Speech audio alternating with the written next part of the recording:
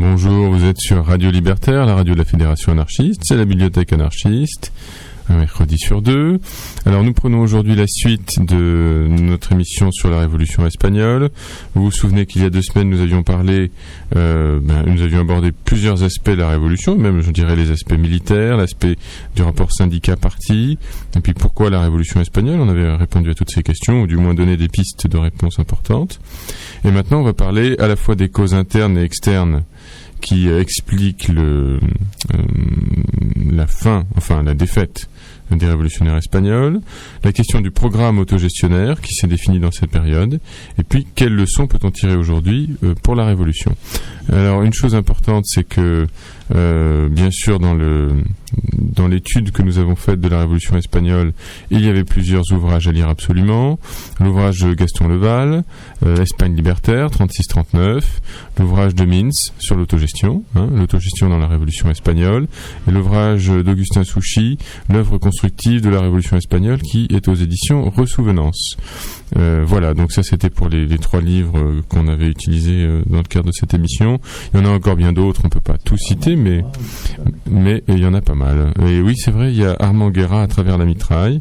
C'est un livre qui se trouve aux éditions Fédérop, le livre d'un cinéaste qui a filmé beaucoup de choses justement pendant la Révolution espagnole. Alors, avant de lancer l'émission, juste vous donner quelques nouvelles de notre lutte, puisque vous savez que nous étions en lutte, nous, de notre côté, dans le cadre de l'opposition à notre direction, dans la grève illimitée qu'on avait lancée au collectif des éditeurs indépendants. Eh bien, la direction a cédé après 11 jours de grève. Elle s'est rendue à nos arguments. Donc, nous avons obtenu 25% d'augmentation de nos salaires. Nous avons obtenu aussi, c'est important, la promesse d'un changement de convention collective, puisqu'il fallait on voulait être sur la convention collective de l'édition. Très très important, et le paiement d'un arriéré de salaire aussi, voilà, donc et l'augmentation, le passage à plein temps d'un salaire d'un poste qui n'était qu'à mi-temps. Voilà, donc on a gagné. La lutte paye encore, vous voyez, la grève illimitée, la grève, ça marche quand on arrive à créer un rapport de force en notre faveur. Alors, une chose aussi, c'est que si ça intéresse certains d'entre vous, il est paru un article dans Charlie Hebdo de la semaine dernière, pas celui qui est dans les kiosques aujourd'hui, mais celui de la semaine dernière, justement sur notre lutte, qui explique bien ce qui nous est arrivé et comment on s'est défendu. Voilà, la lutte, donc la lutte continue. Voilà, on va maintenant lancer cette émission sur la Révolution espagnole, et bonne écoute. À bientôt.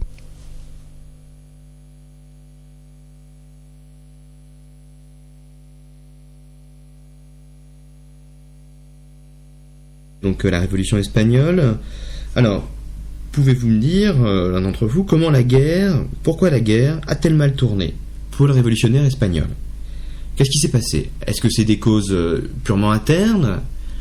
Est-ce que les franquistes étaient trop forts? Est-ce que les révolutionnaires étaient trop divisés? Ou est-ce que ce sont des causes externes et qui sont liées finalement à la politique internationale?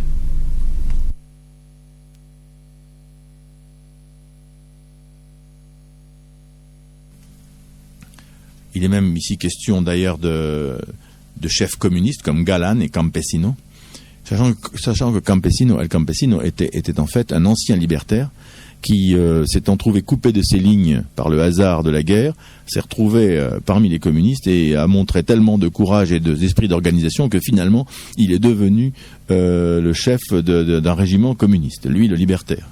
El Campesino. Bon, ça c'est une chose quand même qui s'est passée. D'ailleurs, le récit en est donné. Si on a le temps, j'en parlerai. On en parlera tout de suite après. Par exemple, ici à la page 130, il est question ici d'un bataillon communiste qui s'appelle Alicante Rouge. Alicante Rouge. Donc les bataillons ont des noms, bien sûr. Et ce bataillon Alicante Rouge se bat tout à fait avec tout le monde. Et là, nous avons un chef anarchiste qui décrit ce qui s'est passé la veille. Les balles sifflaient dans tous les sens. Nous, les anarchistes, en voyant notre courageux capitaine debout, sans souci de la mitraille, on s'est senti comme électrisés. On est revenu à nos postes de combat. Précédé de notre chef, encouragé par l'exemple de l'impétuosité de téméraires communistes, on s'est lancé comme des dingues sur l'ennemi. On l'a fait reculer en débandade et on a recoupé. Et on les a recoupés. On a conservé la totalité de nos positions. Et un commandant socialiste qui est interrogé juste après dit les choses suivantes. Le jugement du camarade commandant socialiste m'enorgueillit. Voici ce qu'il déclare. « Je me garderai bien de dévaloriser les miens, courageux comme tout. Cependant, je vais demander l'envoi de forces confédérales pour les grands chocs, parce que franchement, les anarchistes se battent comme des fauves, au mépris de tout danger. Ils refusent d'avoir des chefs, c'est vrai, c'est embêtant, mais ils sont animés d'un tel esprit d'initiative et d'une telle autodiscipline que la lutte à leur côté est exaltante. Ce matin, ils ont accompli un acte véritablement héroïque. Malgré leurs nombreuses pertes, ils n'ont pas reculé d'un pouce. De plus, ils manient sacrément bien la dynamite, ça c'est un vrai plaisir. Je les avais invités à dîner avec nous ce soir, mais ils ont refusé, ils ont des bombes à fabriquer. » Donc, ça, c'est l'exemple d'unité d'action que l'on rencontre sur le terrain. On en voit d'autres exemples encore. Les camarades donc du groupe Nouvelle Vie, etc., m'ont recommandé de ne pas rater la visite, etc. Ils nous expliquent que les camarades de notre organisation confédérale y ont instauré le communisme libertaire. La vie s'y déroule de façon quasi parfaite. Ceux de l'UGT et même les communistes s'entendent très bien avec eux. Et la CNT, tout marche sans antagonisme aucun. Avec de telles informations, j'ai franchement envie d'aller vers Brihuega, qui est l'endroit où on lui décrit que les choses se passent de cette façon. Sur El Campesino, il y a cette fameuse histoire, je crois que c'est à la page 65. Ça, c'est l'exemple de ce fameux Valentin González, El Campesino. Donc, il rencontre Je n'oublierai jamais la première impression que m'a faite ce grand guerriero antifasciste, modèle des héros de notre mouvement CNT. Imaginez un homme de taille moyenne, corpulent, le cou puissant, le visage rond, la barbe noire, épaisse, coupée à la manière des marins, le menton proéminent, les cheveux crépus, les yeux noirs, petits mais très vifs, et leur éclat lorsqu'il fixait quelque chose, lui donnait un air féroce qui vous glaçait le sang. Même son rire était féroce. Donc, vous voyez, un personnage assez impressionnant. Et ce Campesino, donc, son histoire personnelle, il la raconte, parce que Guerra devient l'ami de Campesino à force de l'interviewer, de le suivre. À un moment, il lui sauve plus ou moins la vie en le poussant contre un mur parce que le cinéaste est avec sa caméra. Est-ce que c'est à cause du téléobjectif ou je ne sais quoi qu'il voit mieux ce qui se passe? Mais enfin bon, apparemment, il avait vu mieux les choses. Et Campesino raconte ce qui est arrivé. On me trouvait partout. Il y avait une grève, de l'agitation ou des préparatifs de mouvement. Je suis resté à la FAI quelques années, jusqu'à ce qu'arrivent les persécutions impitoyables. Il s'agit en fait des années 30. Qui ont quelque peu démembré nos organisations anarchistes. La plupart des militants connus, nous passions notre vie en prison quand on n'était pas mort. Une de mes connaissances est venue un jour, il m'a parlé du Parti communiste. Cette personne m'a fait comprendre que pour quelqu'un ayant un esprit aussi actif que le mien, c'était pas bien de vivre dans l'inactivité ou dans une geôle. Il m'a proposé d'entrer au Parti communiste où l'on pouvait ouvertement participer à des actions révolutionnaires comme on le voulait. Alors j'ai adhéré au parti, mais comme vous pouvez comprendre, ma sympathie pour les camarades confédérés anarchistes n'a pas diminué. Et il explique ensuite comment, s'étant trouvé coupé, des lignes, il se retrouve tout seul à remplacer le chef d'un bataillon, un régiment communiste dont il prend la tête, alors qu'il a un brassard FAI sur le... C'est quand même un type qui a un brassard FAI et qui est membre du Parti communiste. Selon les zones où il se trouve, il adhère. Dès lors qu'il voit des gens qui se battent, il va avec eux, quoi. En gros, c'est ça. L'homme à la moustache noire a l'air féroce, là. Hein. Bien. Alors, ce Guerra donc qui va faire toute la guerre, enfin en tout cas jusqu'en 38, puisque le livre s'arrête dans le courant de l'année 38. Ce Guerra donc décrit en fait ce que nous savons par les livres d'histoire. Il est intéressant en ce sens, et il décrit par exemple les avions allemands. Les avions allemands, ça c'est très important. La révolution espagnole est une révolution qui s'est déclenchée à la suite d'un putsch militaire manqué. C'est très important, c'est l'échec du putsch militaire qui déclenche la révolution, mais elle échoue à cause des alliances utiles de ses adversaires, alliance avec les nazis bien sûr, alliance avec les Italiens, et on va voir, elle va aussi échouer à cause des faux amis, les faux amis de l'intérieur et les faux amis de l'extérieur. Donc pour ce qui est de la situation au moment où le putsch se déclenche, pourquoi l'Espagne républicaine n'a-t-elle pas eu d'armes alors que les rebelles ont été littéralement submergés d'armes et de munitions? Eh bien, pour une raison géopolitique assez simple qui tient au fait que l'Angleterre a une très grande quantité d'intérêts capitalistes en Espagne et voit d'un très très mauvais œil cette révolution espagnole. Et qu'elle est prête à laisser passer un fasciste si on sauve ses intérêts sur place. C'est la première chose. Deuxième chose, l'Angleterre ne veut pas faire la guerre à Hitler. Or, Hitler et Mussolini se sont immédiatement mis du côté des rebelles et les ont arrosés d'armes, de munitions, d'hommes et particulièrement d'avions. Car la guerre d'Espagne sera la première guerre où il y aura des bombardements aériens contre des civils. Des bombardements de masse avec des morts en très grande quantité, et c'est évidemment une zone d'entraînement pour l'armée allemande qui va mettre au point, d'ailleurs, c'est en Espagne que le fameux bombardier en piqué anti-tank Stuka va être mis en place, va être essayé et amélioré. C'est en Espagne que le fameux trimoteur allemand, le bombardier léger Heinkel, qui a fait un mal énorme sur le front russe et sur le front français pendant la Seconde Guerre mondiale, c'est là qu'il va être essayé et amélioré.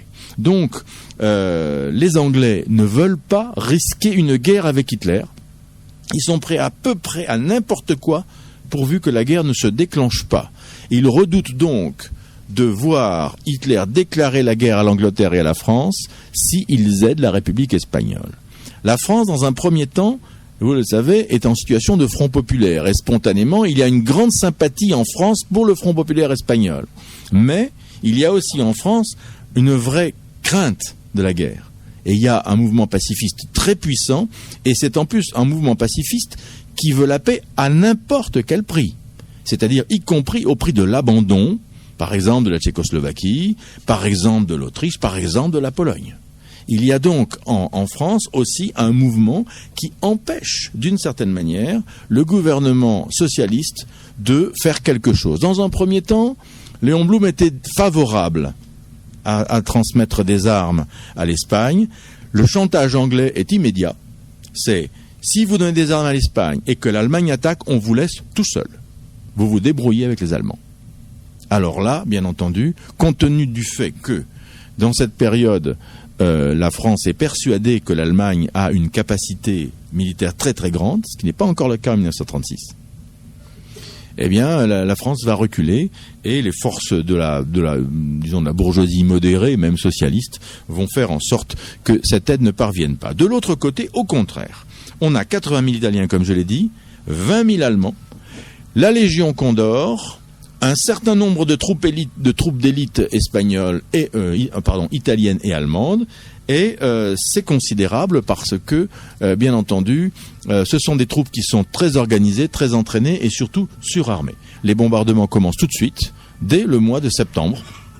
Les bombardements commencent sur les villes, sur Madrid, sur Barcelone, sur toutes les grandes villes. Tolède, par exemple, est reprise grâce à un bombardement. Bien. Alors, ces années, voyez-vous, vont évoluer. On va passer de la guerre de partisans à la guerre de position dans les Sierras.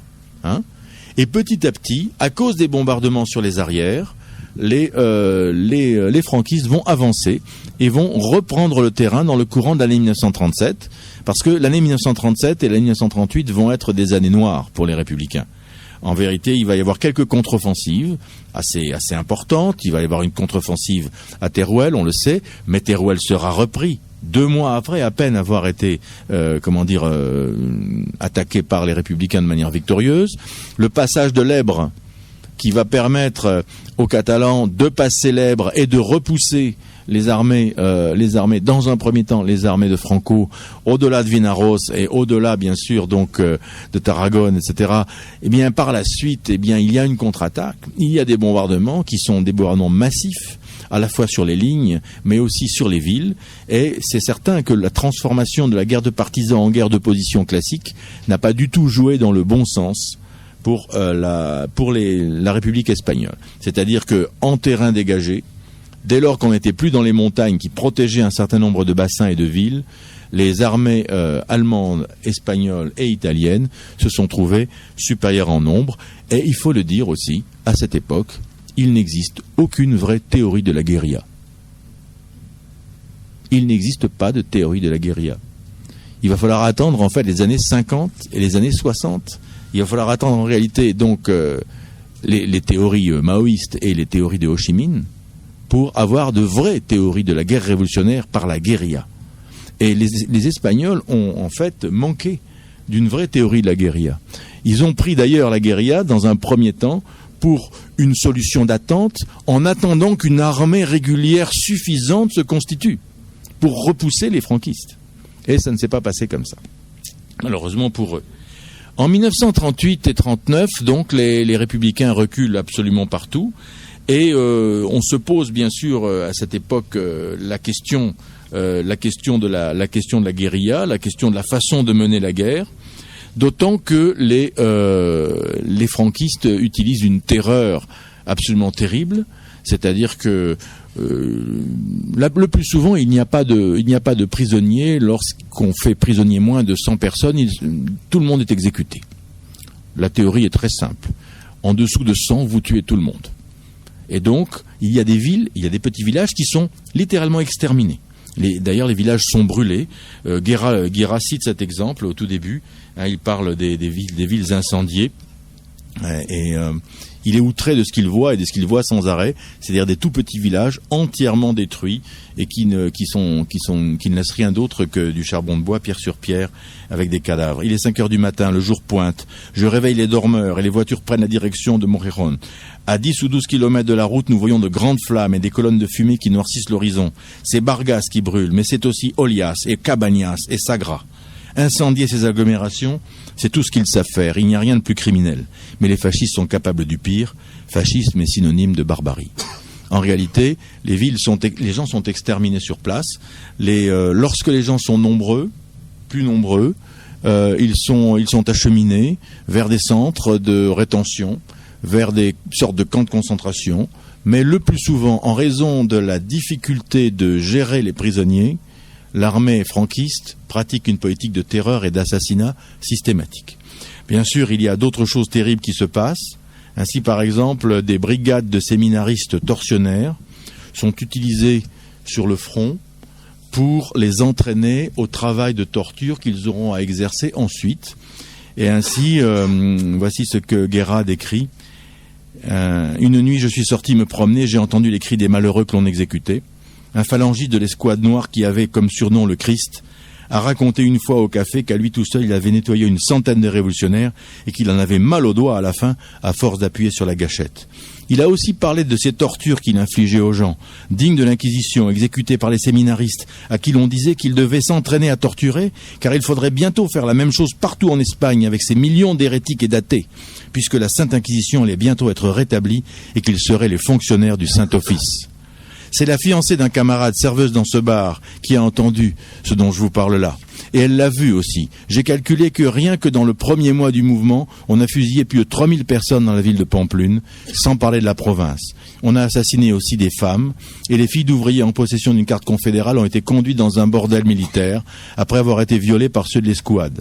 La férocité de ces gens était telle que 2 sœurs de 11 et 12 ans, les filles d'un forgeron fusillé, ont été violées dans l'arrière-salle par 12 personnes et emmenées ensuite au bordel. La fiancée du camarade dont je vous ai parlé, une belle jeune fille de 18 ans, a subi le même sort. Donc il y a une politique de terreur qui est organisée et qui va évidemment, être utile dans la démoralisation des combattants de l'arrière. Sur la question de la guérilla, et pour en terminer, sur ces opérations militaires, la question de l'alternative entre guérilla et guerre classique, eh bien, Guerra, qui n'est qu'un cinéaste, tout de même a des réflexions assez intéressantes.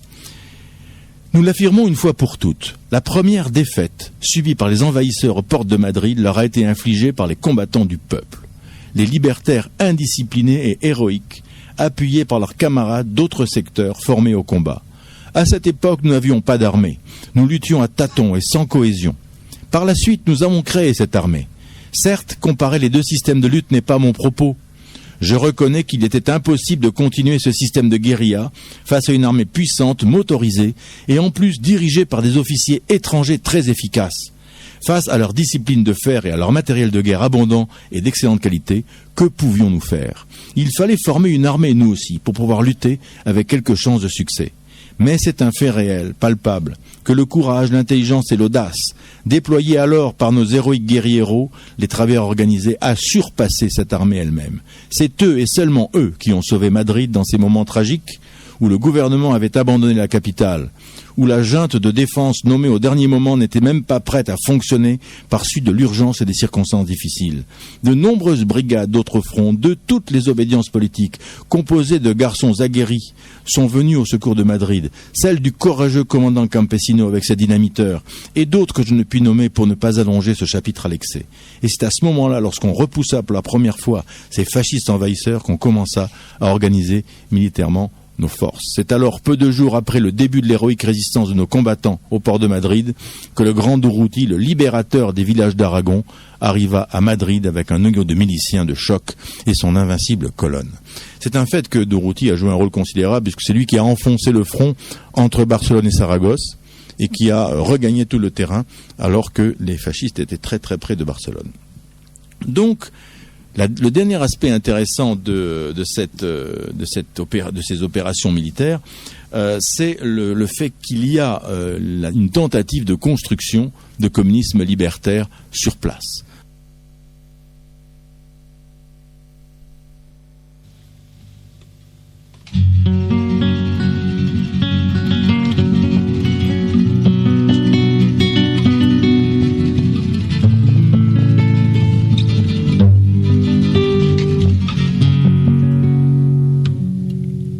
El 18 de julio, en el patio de un convento, el pueblo madrileño fundó el 5º regimiento.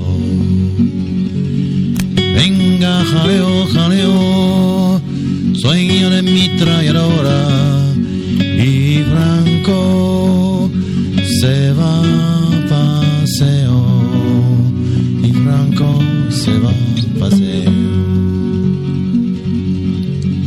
Con Lister y Campesino, con Galán y con Modesto, con el comandante Carlos, no hay miliciano con miedo.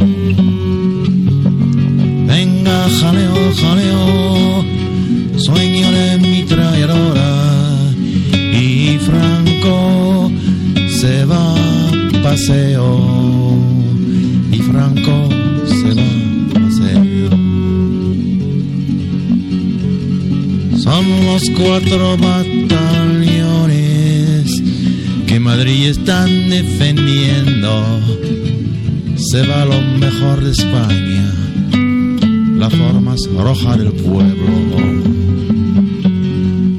Venga, jaleo, jaleo, sueño de ametralladora, y Franco se va a paseo, y Franco se va a paseo. Con el 5º, 5º, 5º, con el 5º regimiento, madre, yo me voy al frente porque quiero entrar en fuego. Venga, jaleo, jaleo, sueño de ametralladora, y Franco se va a paseo, y Franco se va a paseo. Venga, jaleo, jaleo, sueño de ametralladora, y Franco se va a paseo, y Franco se va a paseo.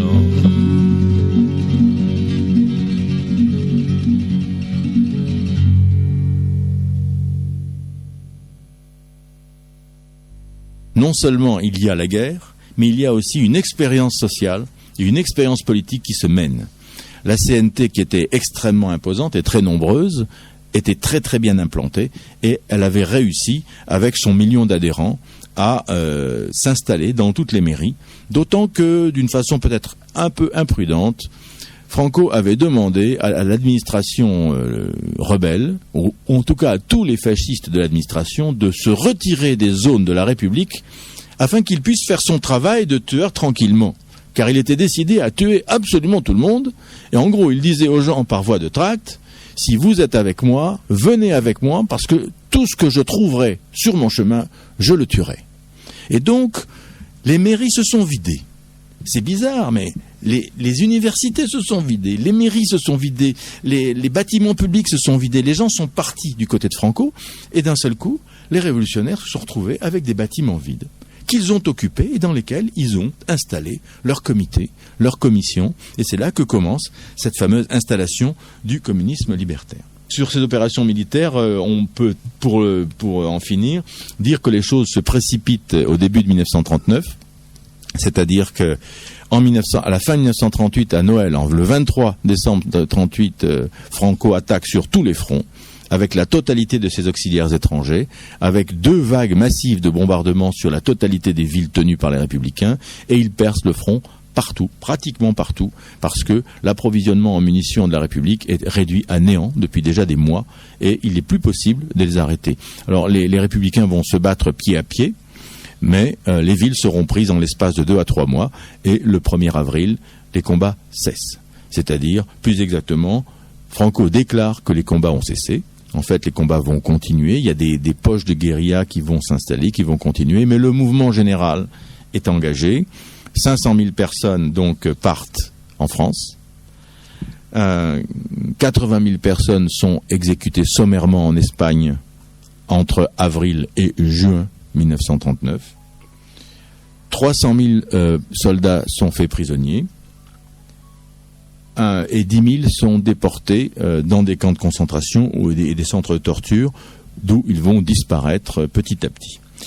Un très grand nombre de prisonniers vont être exécutés entre 1940 et 1950, approximativement 80 000. Et donc, après 1945, les derniers maquis antifranquistes disparaissent. Les anarchistes abandonnent la stratégie de guérilla et de reconquête militaire de l'Espagne. Les communistes abandonnent en 1946 la même stratégie et abandonnent l'idée de reconstituer des poches de guérilla dans l'Espagne franquiste. Et au bout du compte, on va avoir des exécutions sporadiques de membres de la CNT jusqu'en 1957. Souvenez-vous par exemple que Albert Camus, Jean-Paul Sartre et d'autres intellectuels français pendant toutes les années 1950 ont fait meeting sur meeting pour soutenir les militants de la CNT et les militants communistes emprisonnés et jugés et qui étaient exécutés par paquets de 10. À chaque fois, c'était des procès qui étaient de véritables pantalonnades, mais ça a duré pendant 10 ans. Donc on a en fait un processus de répression qui va faire disparaître littéralement l'intelligentsia espagnole, qui va s'enfuir du pays, et d'un seul coup l'Espagne va prendre un autre visage. C'est que l'Espagne, qui était un pays qui tentait une révolution industrielle, va abandonner l'industrialisation et l'Espagne va opter pour le tourisme.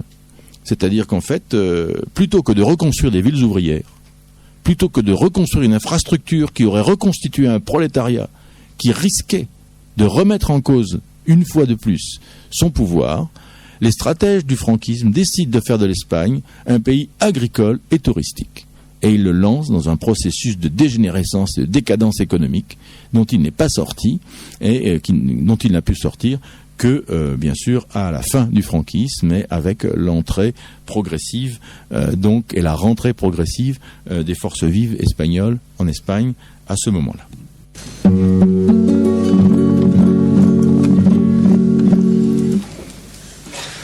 De Rafael Alberti, voici cette chanson qui va devenir importante pour nous. A galopar, hasta enterrarlos en el mar. Pour les Français, c'est au grand galop, jusqu'à les enfouir dans la mer.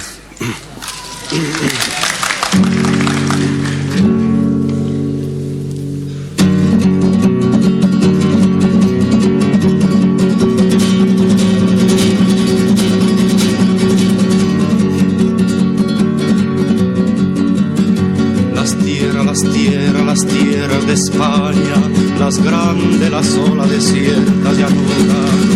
Galopa caballo cuatralbo, jinete del pueblo, que la tierra es tuya. A galopar,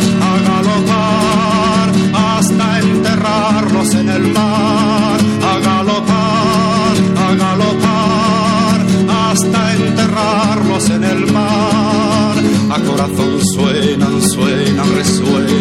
las tierras de España en la cerradura.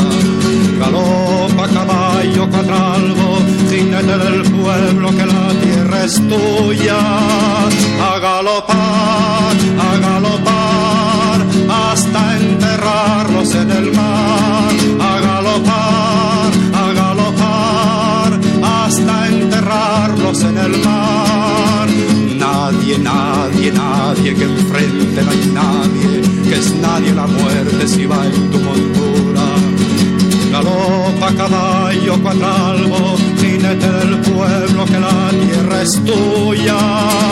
A galopar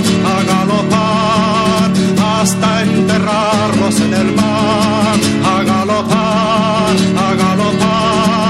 hasta enterrarlos en el mar.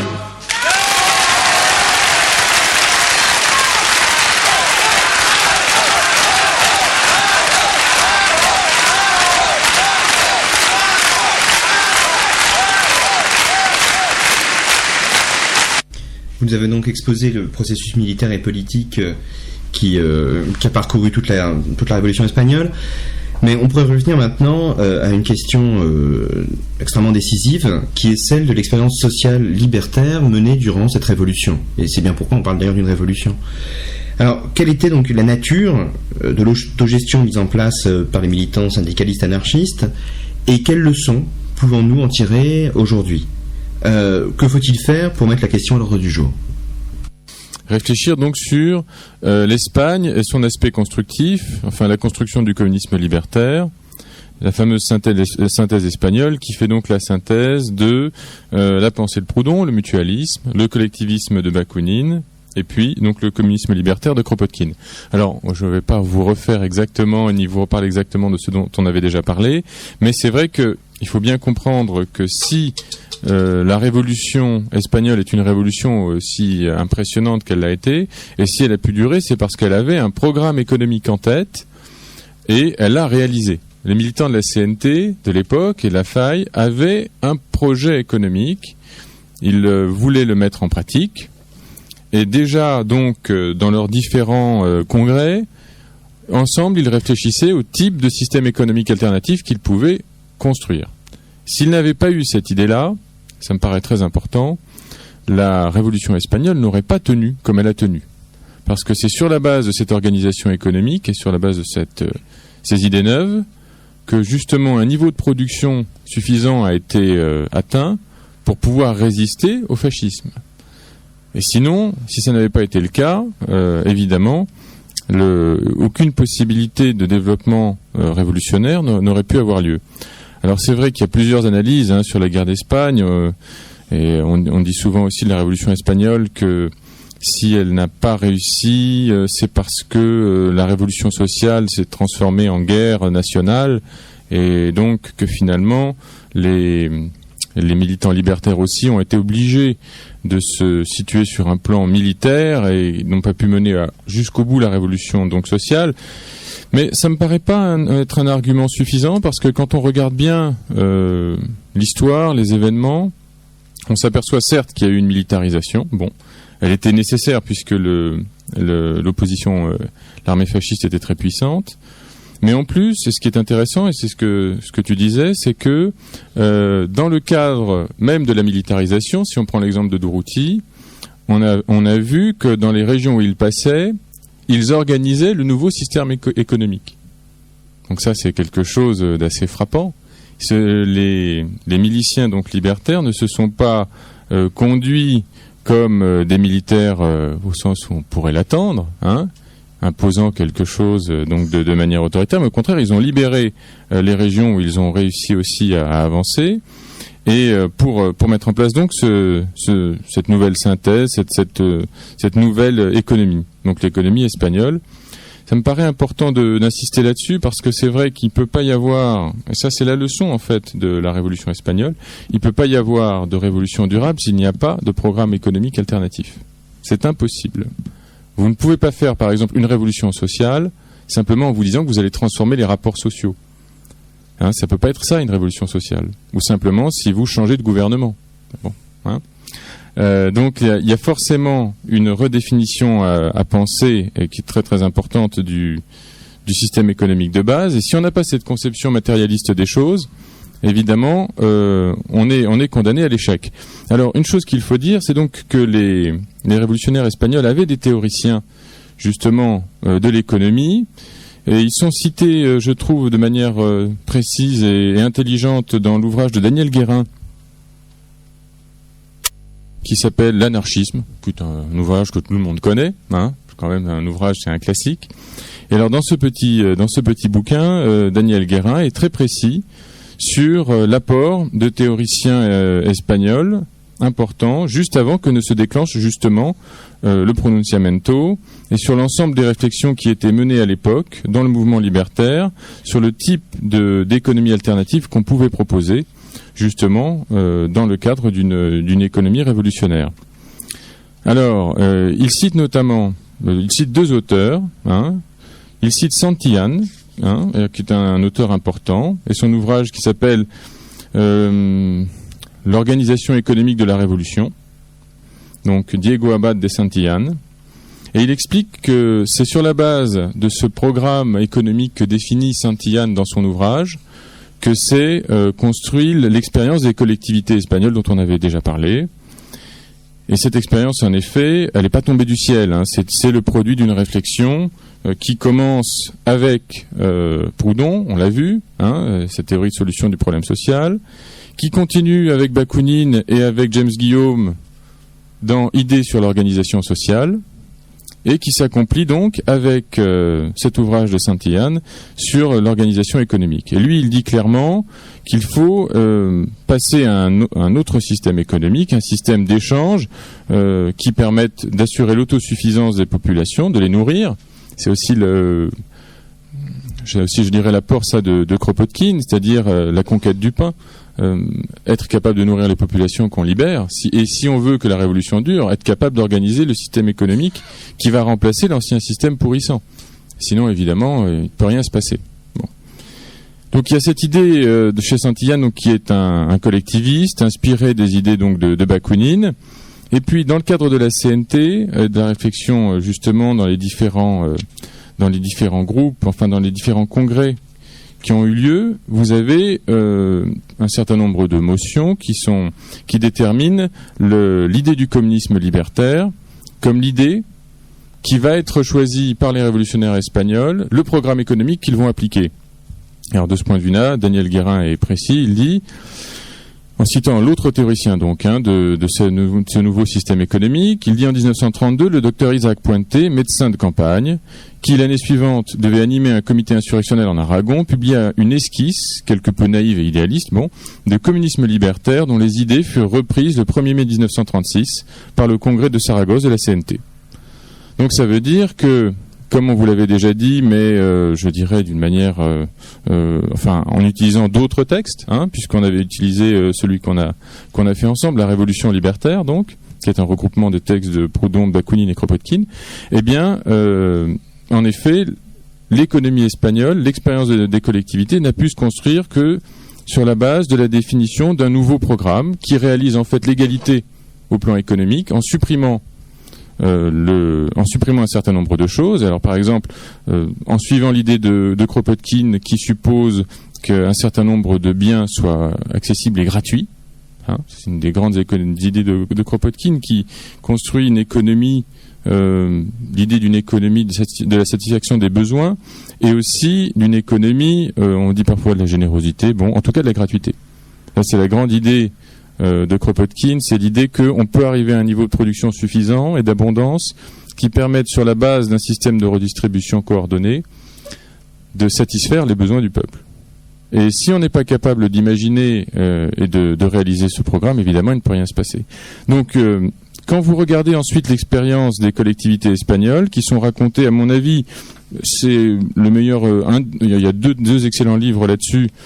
C'est le bouquin de Gaston Leval qui s'appelle Espagne 36-39, Là, il raconte absolument tout sur la manière dont fonctionnaient les fameuses communes, les collectivités, et il explique bien qu'elles représentaient ces collectivités, la synthèse du collectivisme de Bakounine, de l'échange égal de Proudhon, et bien sûr du communisme libertaire de Kropotkin. Pourquoi ? Parce que quand vous alliez dans une collectivité en Espagne, donc il y avait un comptoir d'échange, il est de Proudhon, vous arriviez... Soit vous receviez des bons d'échange, des bons de travail en fonction de la production que vous aviez proposée et ça vous assurait l'autosuffisance. Et dans les cas particuliers, quand par exemple d'une commune à l'autre, il y avait un déficit de production, c'était l'autre commune qui compensait.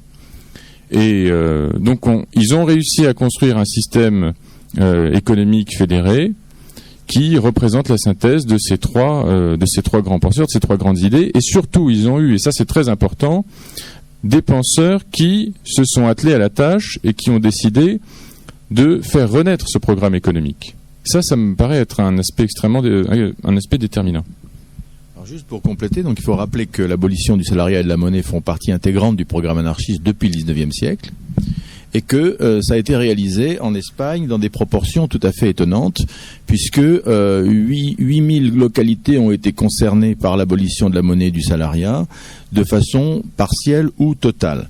Ce qui est intéressant dans le livre de Frank Mintz qui est ici, c'est qu'en fait c'est un livre qui va prendre toutes les régions de la République espagnole, les unes après les autres, avec des statistiques qui sont établies de façon extrêmement sérieuse et dans lesquelles on nous indique avec des colonnes de manière très précise quelles sont les branches industrielles, quelles sont les branches de services qui ont été collectivisées, avec quelle proportion elles l'ont été, dans quelle ville par exemple la monnaie a pu être abolie. Ainsi par exemple là ici on a une liste de villes donc qui sont dans lesquelles la monnaie a été totalement abolie, ainsi que le salariat. On a ça en fait à chaque chapitre, à chaque fois, on voit apparaître pour chaque région la liste des villes dans lesquelles les gens avaient aboli salariat et monnaie. Et ce genre de choses qui pourrait paraître un petit peu abscon et un petit peu abstrait dans le texte d'un économiste qui en fait ce travail à la fin des années 1960, on le voit aussi bien dans Gaston Leval que dans Augustin Souchy, l'œuvre constructive de la Révolution espagnole, où sont décrits ville par ville les décrets et les collectivisations. Et ainsi, par exemple, je lis très rapidement un petit passage, mais il y en a une dizaine, alors je ne vais pas lire tous, un petit passage de Guerra qui arrive dans une petite ville et qui décrit les choses suivantes. 4 jeunes filles viennent chercher des affaires pour l'atelier collectif de couture. On leur rédige le bon et elles s'éloignent, riant et batifolant. Une vieille femme, après avoir montré une carte de producteur, demande un bon pour avoir de l'huile. On le lui donne. Je suis allé ensuite au salon de coiffure collectivisé où l'on s'est bien occupé de moi. Les coiffeurs actifs, tout jeunes, ont le sourire sur le visage. Le service terminé, et sans bien faire attention à l'endroit où je me trouvais, par habitude tout simplement, j'ai glissé une peseta au camarade coiffeur. Il la refuse en disant « Cette saloperie ne circule pas ici, camarade. Ici, le travail se paie avec du travail, et puis c'est tout. » Comme celui qui vient pour un service est un producteur, toi par exemple tu produis des films, eh bien on est déjà payé. C'est-à-dire qu'en réalité, alors un paquet d'exemples, n'est-ce pas ? Le principe est celui de Proudhon, il est décrit depuis 1848, solution de problème social. Les lettres de Proudhon à Bastia, tout ça est théorisé, ça a été décrit. On sait ce que c'est qu'un bon de travail, et même depuis le vieux mutualisme de Owen. Depuis le début du 19e siècle anglais, on sait ce que c'est qu'un bon de travail. 1 hour work, 1 heure de travail. On échange produit contre produit, service contre service ou service contre produit. Donc ces choses sont extrêmement concrètes et dans le bouquin de Frank Mintz, ainsi que dans le livre de Gaston Leval et dans le livre d'Augustin Souchy, nous avons un nombre de témoignages absolument concordants qui montrent que des millions de personnes ont fonctionné en fait en dehors du système capitaliste traditionnel et sous les bombes. Et je voudrais, avant d'en terminer et de redonner la parole à Michael, rappeler que l'Espagne de 1937 est excédentaire en produits agricoles et industriels et qu'elle exporte des produits avec lesquels elle paye les armes qu'elle achète à l'étranger. Un pays qui est encerclé et bombardé, qui est en autogestion, produit, surproduit et vend. alors qu'il y avait une famine en Espagne en 1929. Une famine. Donc on a évidemment changé de continent, et pour les personnes qui seraient encore sceptiques, il faut examiner ce qui s'est passé sur le plan économique dans cette période. C'est tout à fait stupéfiant. La production a augmenté dans certaines zones de 51%, et sous les bombes. Donc vous voyez, c'est possible. Voilà. D'autant plus possible que ça a existé. C'est réel. Alors, une chose qu'il faut, à mon avis aussi un sujet qu'on peut aborder en complément de tout ça, et je voulais justement essayer de relier les choses, c'est la question de savoir quelle était la nature de cette collectivisation et de cette autogestion. Parce qu'il y a tout un débat, et parfois on reproche aussi aux anarchistes alors d'avoir participé au gouvernement, puisqu'il y avait des décrets de collectivisation, c'est que c'était des décrets, mais alors si c'est des décrets c'était l'État, si c'est l'État c'est plus de l'anarchisme, et donc vous avez toute une série de penseurs de l'anarchisme absolu, pur, hein, qui vous explique que les Espagnols finalement ont fait des choses mais que c'était pas si bien que ça, ils ont fait des erreurs. Alors de toute façon les révolutionnaires font toujours des erreurs, la question n'est pas là, mais donc réfléchissons un peu à cette question des décrets. Alors si par exemple on pense qu'il n'y a pas de décret dans l'anarchisme, que par exemple quand on arrive et qu'on libère une ville on n'a rien à dire, il faut juste dire c'est comme ça, eh bien on peut comment dire, dans l'ouvrage que j'avais déjà cité d'Albert Olivier, La Commune, lire le décret que prend Bakounine, justement décret de dissolution de l'État à Lyon, quand il tente de libérer Lyon, la ville de Lyon, et de créer la commune de Lyon. Alors voilà, texte in extenso, le texte dit, ça s'appelle Fédération révolutionnaire des communes. Donc avant-propos, la situation désastreuse dans laquelle se trouve le pays, l'impuissance des pouvoirs officiels et l'indifférence des classes privilégiées ont mis la nation française sur le bord de l'abîme. Si le peuple organisé révolutionnairement se hâte d'agir, son avenir est perdu. La révolution est perdue, tout est perdu.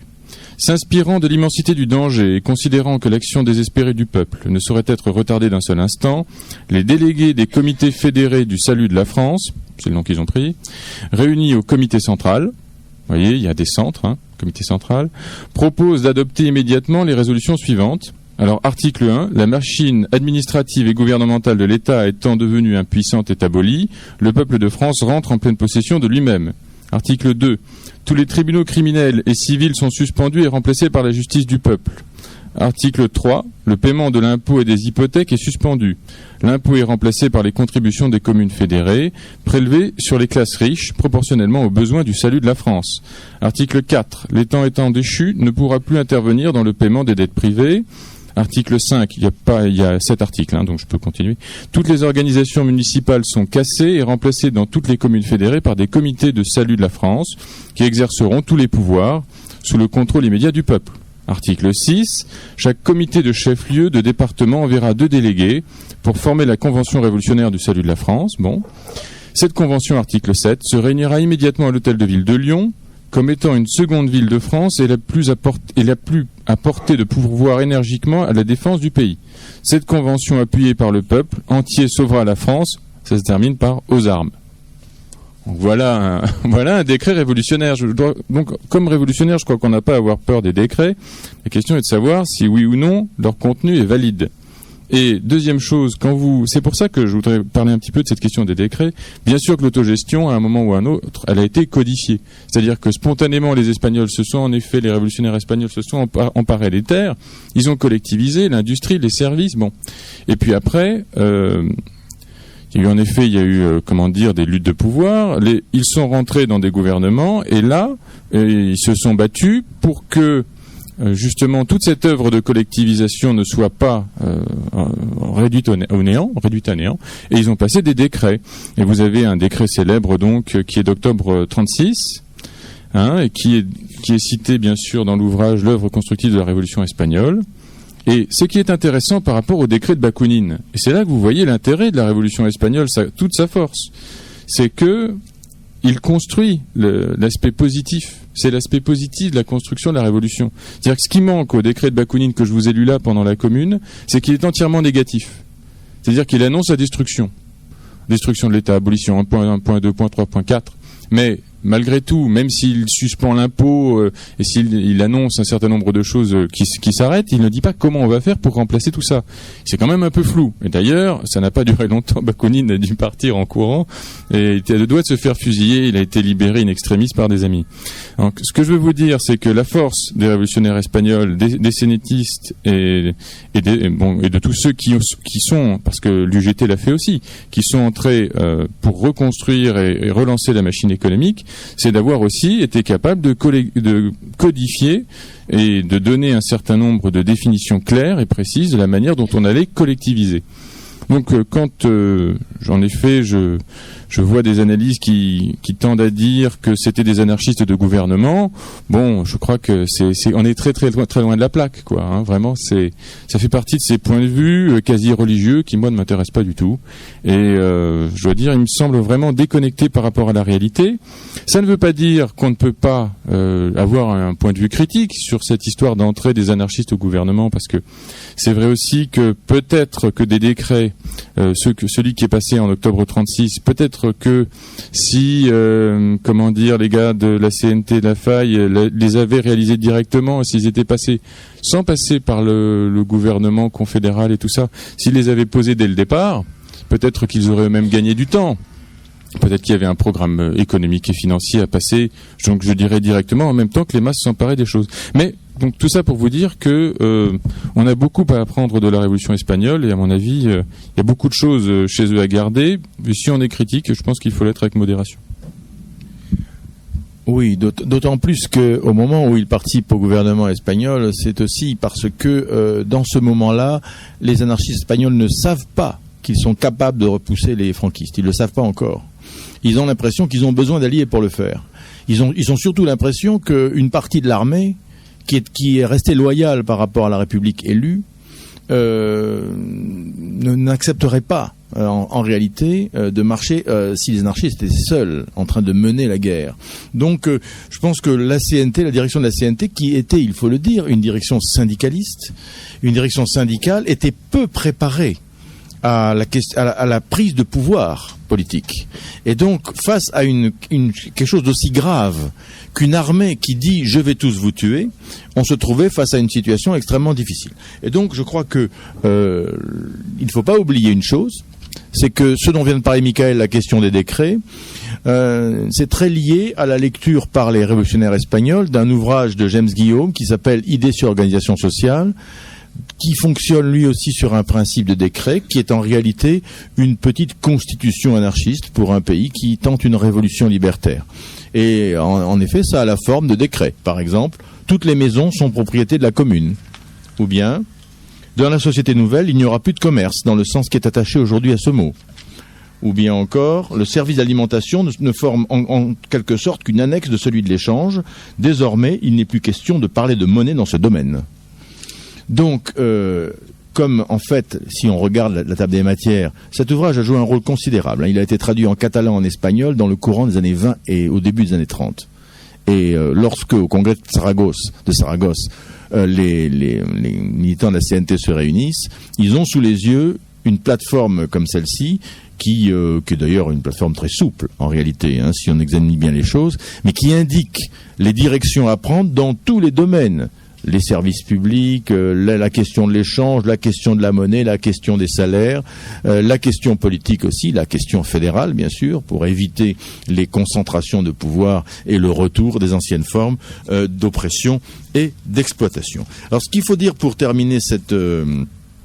avant de passer à un débat qui nous permettra de continuer la discussion. Donc, ce qu'il faut dire, c'est que la révolution espagnole, donc, est une révolution qui a échoué parce qu'elle a été militairement vaincue. Il a fallu, pour extirper la révolution espagnole de l'Espagne, il a fallu assassiner 100 000 personnes pendant les 10 années qui ont suivi la défaite de 1939. Il a fallu chasser 500 000 autres personnes. Il a fallu en emprisonner 80 000. Et il a fallu en faire disparaître un nombre inconnu. Et vous le savez, en ce moment, en Espagne, il y a un grand mouvement de recherche des fosses communes, qui est destiné à permettre aux historiens de travailler sur la quantité de gens qui ont été assassinés, qui est une quantité qu'on n'arrive pas bien à mesurer. Et il faut le dire, cette révolution qui a échoué, elle n'a pas échoué du fait de ses défauts intérieurs, même si elle en a eu. Elle a échoué aussi parce qu'elle a été lâchée par ses faux amis. Très important. Non seulement Staline, bien sûr, qui pourtant, dès le début, favorable à cette expérience, avait donné des armes, puis ensuite il s'était fait payer. Il faut le dire, Staline envoie des armes dès le début du mois d'octobre. Donc ça va assez vite. Il met 2 mois à réagir. Les Français, pour l'instant, n'ont encore rien envoyé. Et puis après, petit à petit, Staline va se faire payer en or, etc. Enfin bon, il va y avoir toutes sortes de magouilles. Et puis après, il va envoyer des vieux fusils turcs, alors qu'il avait promis des fusils russes tout neufs. Bon, c'est une autre affaire. Puis, il y a une chose qui se passe et qui est très importante, dont on va parler, le rôle des communistes. Volontairement, on n'en a pas beaucoup parlé pendant l'exposé. C'est très très important de voir que Staline, voyant qu'il existait un risque pour qu'une expérience communiste non autoritaire sorte victorieuse d'un conflit en Europe, que donc un système concurrent du sien fasse ses preuves, a préféré clairement jouer contre lui, le laisser tomber et, à la fin des fins, ordonner même à ses propres militants communistes de mettre un terme par la violence à l'expérience collectiviste, puisque les colonnes de Lister, par exemple, et les colonnes de Galan, à la fin de la guerre, elles intervenaient dans les villages pour interpeller les militants anarchistes et dissoudre les collectivités paysannes, rétablir les salaires et rétablir la monnaie.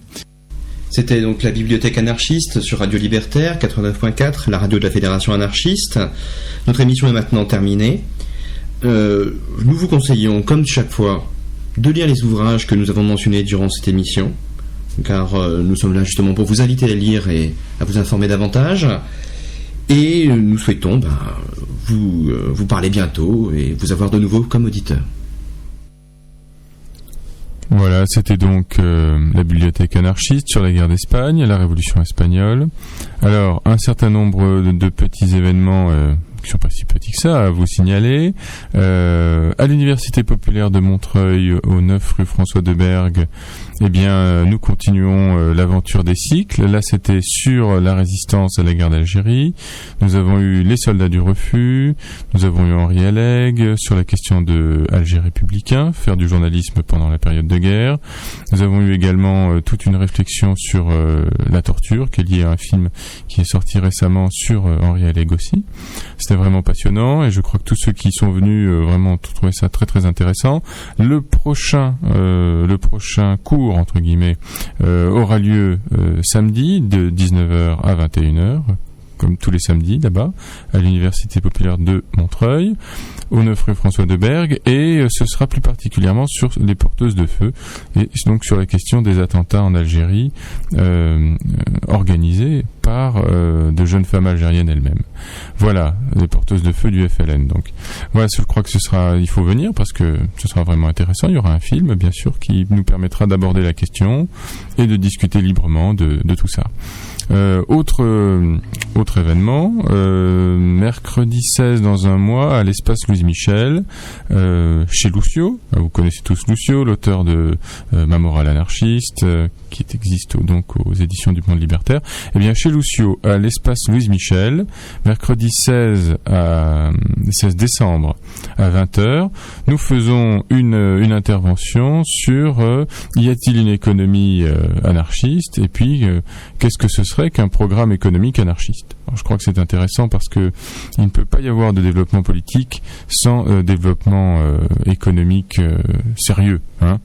Et c'est pas la peine de se dire matérialiste, ni même de penser réfléchir à une alternative sociale si on n'a pas un modèle, non pas intangible, mais un modèle quand même de réflexion, un canevas qui nous permette de penser la révolution et la société à venir. Comme vous l'avez vu dans notre analyse sur la Révolution espagnole, les Espagnols, eux, avaient clairement posé les bases économiques du nouveau monde dans lequel ils voulaient vivre. Et s'ils ne l'avaient pas fait, l'expérience n'aurait pas duré. Voilà, donc c'est peut-être quelque chose qu'il faut refaire aujourd'hui, une pensée qu'il faut réactualiser. Et donc, nous vous disons à bientôt. On va passer maintenant un peu de musique. À mercredi 16 décembre, alors peut-être. À l'espace Louise Michel, chez Lucio.